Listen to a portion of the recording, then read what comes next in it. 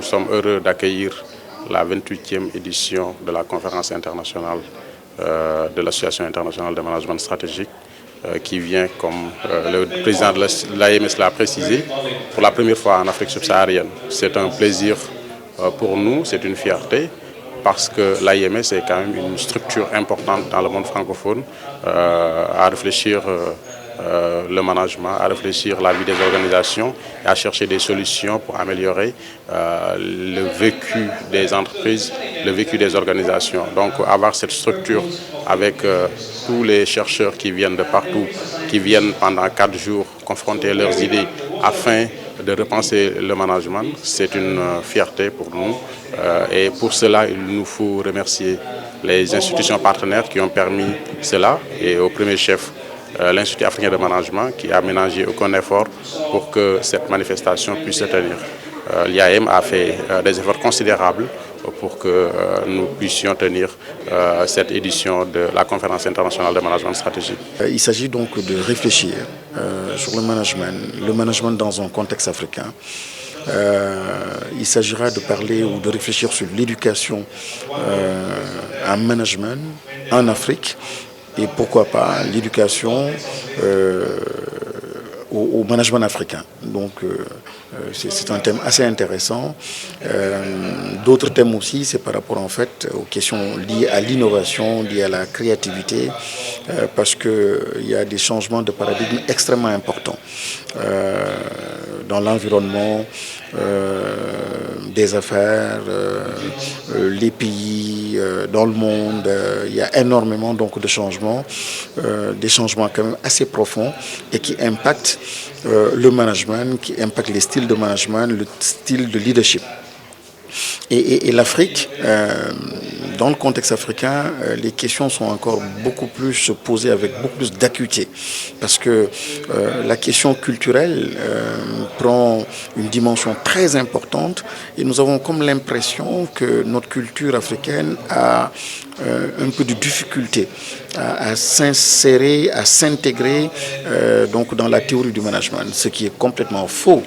Mais soit il y a un problème de complexe des dirigeants, des leaders, soit il y a un problème au niveau de la recherche, l'incapacité ou en tout cas le déficit en termes de connexion des résultats de la recherche au quotidien.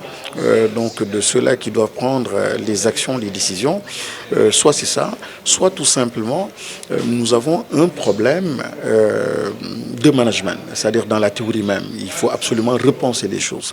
Donc ce sont des moments extrêmement précieux, extrêmement importants pour le monde donc scientifique, mais importants pour tous ceux-là qui sont intéressés par des questions liées au développement, liées à l'émergence, liées simplement au progrès.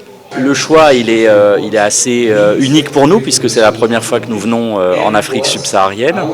Ce choix est issu d'une longue collaboration que nous avons avec nos collègues africains puisque chaque année, nous attribuons des bourses pour que nos collègues qui viennent du Maghreb ou de l'Afrique subsaharienne viennent participer à nos conférences en France ou dans les pays francophones. Donc c'est une longue tradition.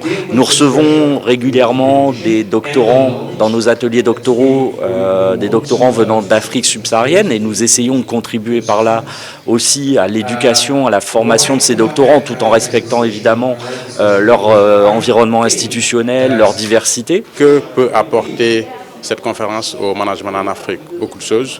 Je pense que aussi bien le président Guirassy que le président Demile l'ont déjà dit. Ça permet à travers un regard croisé de faire rejaillir de nouvelles problématiques, de nouvelles idées qui peuvent aider à mieux comprendre la complexité des organisations sous des regards multiples, sous des regards pluriels, afin d'aider à voir ce qui se cache quand on regarde sous un seul angle.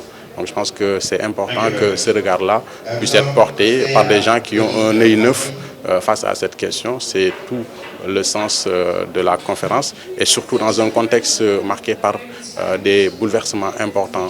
Aujourd'hui, on a le mobile banking qui est très diffusé ici. Nous avons le mobile money qui est trop important.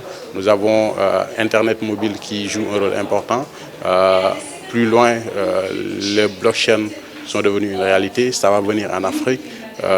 Tout ce qui est monnaie digitale constitue des éléments sur lesquels nous devons être attentifs afin de ne pas rater cette révolution qu'on pourrait qualifier de troisième du Nord. Donc ce serait important que l'Afrique puisse être à la pointe de la réflexion et c'est tout le sens que nous devons donner à cette conférence de cette année. Lorsqu'on parle de management, souvent dans la pratique et dans l'éducation au management, souvent on ne fait pas assez d'efforts pour connecter la chose à ce que nous sommes réellement, des Africains.